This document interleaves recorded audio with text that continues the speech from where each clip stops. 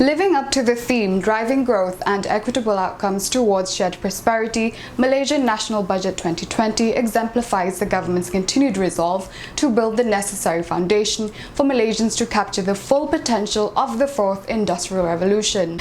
Last Friday, Budget 2020 has just been tabled at the Dewan Rakyat by Finance Minister Guan, the second for Pakatan Harapan since the coalition won power. From the many proposals mentioned in the budget, here we would like to highlight 11 points that we think are worth discussing over. It is designed specifically for the hiring of graduates who have been unemployed for more than 12 months. The graduates who secure work will receive a wage incentive of 500 ringgit per month for a duration of 2 years, while employers receive a hiring incentive up to 300 ringgit per month for each new hire for 2 years. The government seeks to create more than 33,000 job opportunities for women aged between 30 to 50 years old that have stopped working for more than a year. Government gives incentives to the returning women workers for 500 ringgit monthly for 2 years and income tax exemption for the returning workers, while employers will get up to 300 monthly for 2 years for hiring. The government aimed at incentivizing the shift away from low-skilled foreign workers dependency. Thus, wage incentive for Malaysians who are hired to replace foreign workers is at either 350 ringgit or 500 ringgit per month, depending on the sectors, for a duration of 2 years, while corresponding hiring incentive for employers is up to 250 per month for 2 years. As we know, the minimum wage had been increased to 1,100 ringgit this year, and effective in 2020, the minimum wages increases to 1,200, but only in the major cities.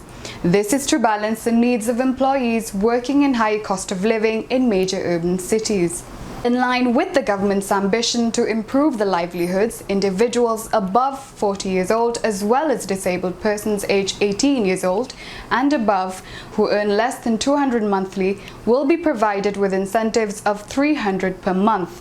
They will be automatically qualified for the MYSALAM Takaful scheme. As for the drivers out there, the price of the RON 95 and diesel will be floated according to the market price.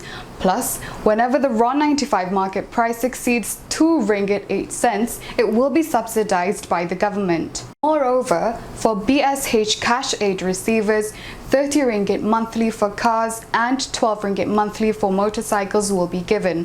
As for non-BSH receivers, the price of RON 95 will be discounted 30 cents for up to 100 litres per month for cars and 40 litres per month for motorcycles. Bear in mind that only cars below 1,200cc and cars over 1,600cc, more than 10 years old, are eligible. Similarly, only motorcycles below 150cc and motorcycles over 150cc, more than 7 years old, will be eligible. On a side note, this subsidy is not applicable to luxury cars. The National Health Protection Scheme, MYSALAM, is an initiative from the Pakatan Harapan government aiming to give free takaful coverage to 3.8 million individuals in B40 group aged between 18 years old to 50 years old, which has a gross annual income up to 100,000 ringgit. The scheme will be expanded to cover up to 45 illnesses instead of the existing 36. This scheme provides checkup and early intervention for non-infectious diseases to those aged between 50 to 60 years old. The new proposal in Budget 2020 states that it will be expanded to those aged 40 years old onwards. The Minister of Finance mentioned that during the National Budget 2020, 18% discounts will be provided for all plus highways in 2020. The government will take over 4 Klang Valley tolls: Kesas, LDP, Sprint and Smart Tunnel. On top of that, congestion charges will be applied during the peak hours, which the toll rates will be lowered up to 30%. Besides that, the toll rate for Second Penang Bridge will also be reduced.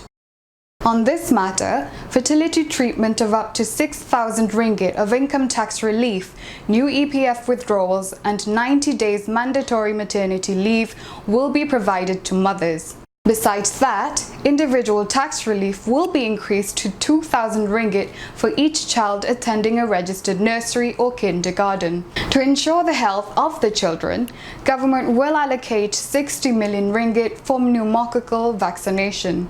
Now we would like to hear from our fellow Malaysians. What do you think of Budget 2020? Comment down below and share your thoughts with us. Don't forget to like, subscribe and share this video. I'm Ida. Thank you for watching.